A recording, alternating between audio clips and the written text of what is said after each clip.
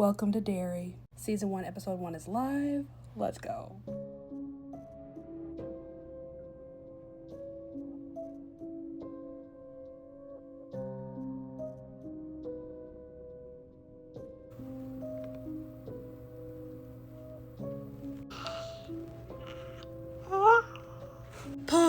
Pause.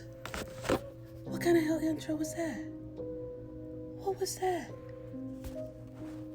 Oh, sit down. Let's continue. Okay, pause. Quick little Easter egg. So, in a scene just now, two girls, they went into a bathroom stall to have like a private conversation, and on the bathroom stall was a name and a heart drawn around the name. What is the name? Alvin Marsh. Who is Alvin Marsh? Beverly Marsh's dad. Too cool. Anyways, continue.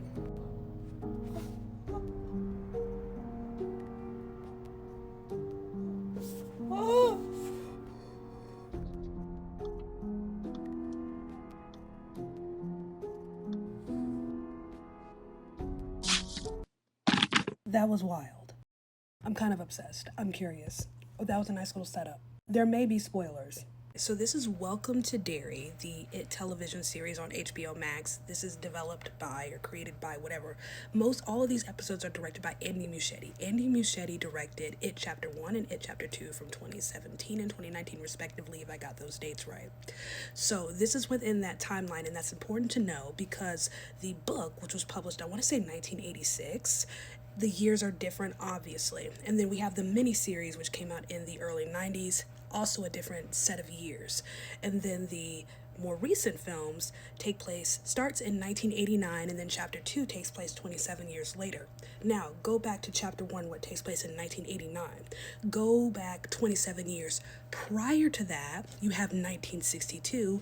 That's where this TV series is setting. Do you need to watch any of the movies in order to understand what's happening in this series? No, you do not. I do recommend, however, watching at least the 2017 film, Chapter 1, because Ben Hanscom in that movie gives a bit of a history of it and the different events that he's caused over the years in the town of Derry. That's what's being chronicled in this series. So this series is 1962, which means we're talking about the Black Spot. And the thing about it is he reappears in Derry every 27 years, wrecking havoc, causing mayhem, taking lives, eating children. That's what he does. We have two different things happening in this series right now. We have the disappearance of a boy named Matty, and we have Leroy Hanlon, who is an airman in the Air Force, who is, was serving in Korea. Now he's based in Derry. His family's about to come in. They're about to live in Derry for a while.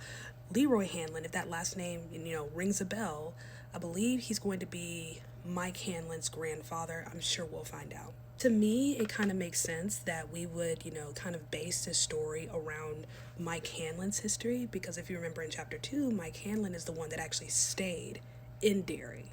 Now, those of us who are familiar, we know exactly what happened to this little boy. We know what happened, but they don't know. And that's what's going to be fun. It's, that in-between of what happened and the revelation, how they get there and what happens in between. And right now, I'm loving it. I am loving this. It's grotesque. Love how he makes Derry look so dreamy, and yet we all know, this town is haunted. The little Easter eggs are interesting. The references to Paul Bunyan, if you remember from Chapter 1 and Chapter 2, the reference to Alvin Marsh. I'm sure there's a whole bunch in here that I may or may not have missed, but the theater has always played a significant role in the wider story, so that was kind of cool. I hate that I have to wait a week because I just want to know how it all plays out, and I want to see my man. If I had a hear me out, okay, this Joker would be right in the center. If you watched it, let me know what you thought.